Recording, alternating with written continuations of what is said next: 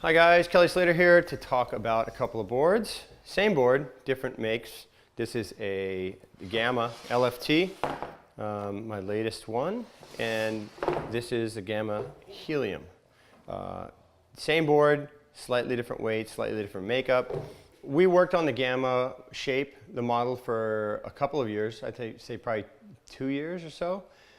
I think the moment that I decided I loved the shape and that was it was surfing at Trestles.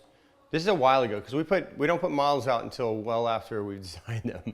You know, we work on this for a long time. But I mean, this is going back over a year ago that I liked this board, probably a year and a half, surfing at lowers. And then about 3 or 4 months later, I got one in Hawaii and I rode it. I was surfing Pupukea. It was like 6 foot plus and my small board worked really well. That was about it. So it was kind of almost 2 stages where I said we're ready for this board. As for these boards, so the LFT I rode first today. I surfed all day. It's dark now, tired, but I wanted to test these 2 boards out. This board has a little bit more weight to it. Today we didn't expect much wind, but the wind kind of kicked up. So as expected, I figured the board with a little bit more weight might feel a little bit better because there's just a little bit of chatter on the surface. And here at Surf Ranch, we do get some funny things. If we don't wait long enough, we'll get some funny little currents in the wave, and sometimes they're going with you as opposed to at you.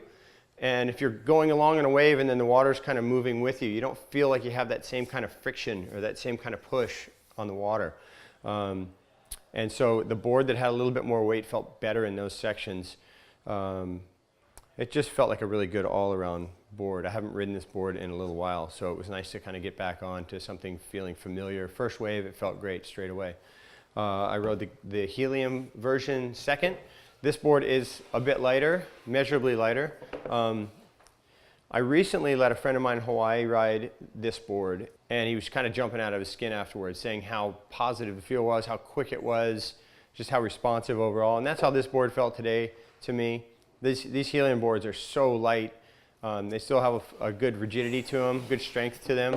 And the one thing I noticed about the difference, even though they're the same exact shape and volume, this board seemed to have a tighter radius turn on it. I think just from the lightness, I could kind of whip it around quicker. On a typical day-to-day, especially in beach break waves, I would be on this. And this would be more of the open face board, just because it has that little bit more weight to it. I'll talk about fins real quick. This is a version of my K3 fin that I did with FTS. You can notice it has a little bit smaller back fin. That's kind of my thing. That I kind of grew up surfing twin fins, so I like the feeling of a little bit looser tail in the board. A little bit smaller fin here. I have 2 different fins I ride exclusively, have for 20 years now. This is a more raked back version. I like this for more open face waves, J-Bay, maybe Rincon, you know, just something with a bigger open face. When I surf in a hollower wave or beach break, kind of peaky short turns, shorter radius turns, I like to use the K2.1s that I had with FCS, and I still keep a few of those around. In fact, this is the back fin of a set that is that exact shape. So I sometimes use 4 fins. As people know, I have all my boards set up as 5 fins, just for that option. If I have occasionally really small waves that are kind of flat, I'll use 4 fins because there's more to push off of. There's just more fin base, there's more grab when you're trying to find speed. And if I have a real wide squash tail on the board, this isn't a very wide squash tail, but sometimes when I have a really wide squash for a small board, something that's shrunken down and widened up a little bit, I'll use a 5th fin, the little nubster fin that I did with a friend of mine.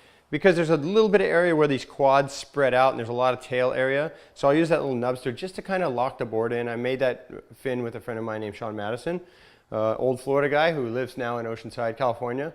I first started riding that in 2011 in New York at the Quick Pro.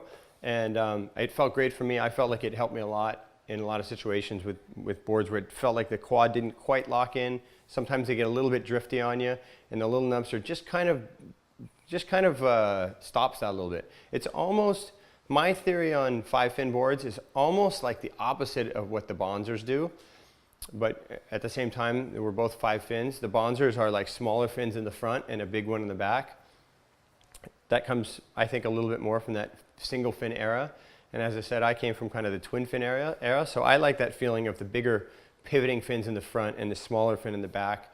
So the tail just kind of whips around a little bit better, and I feel like you get a little more speed turn to turn. As far as forefins, I use those mostly in barrels. Sometimes in small sort of flatter waves when I want to do airs, it feels like it grabs really nice when I land back in the water. The fin kind of stabilizes the board right away, all that fin area. But in barrel waves, it's much more free in the tail, and I think I can get more speed straight away. When I'm trying to do turns right in the pocket, I think a thruster is superior. I just think it's better because it kind of cavitates, but then it grabs straight away. Whereas the quad kind of releases and you don't get the control back as quickly.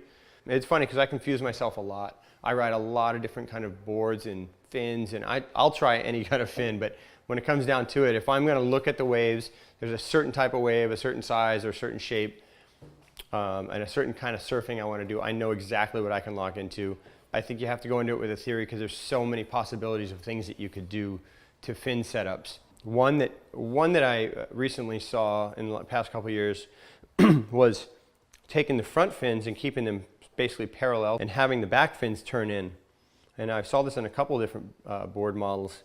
And when I first saw it, I was really confused by it. Like, that doesn't make any sense. But now when you think about it, this side, when you're turning on this rail, you're turning in a radius that's like this around the fin. So this would be kind of your center point, and this fin helps to kind of set the turn.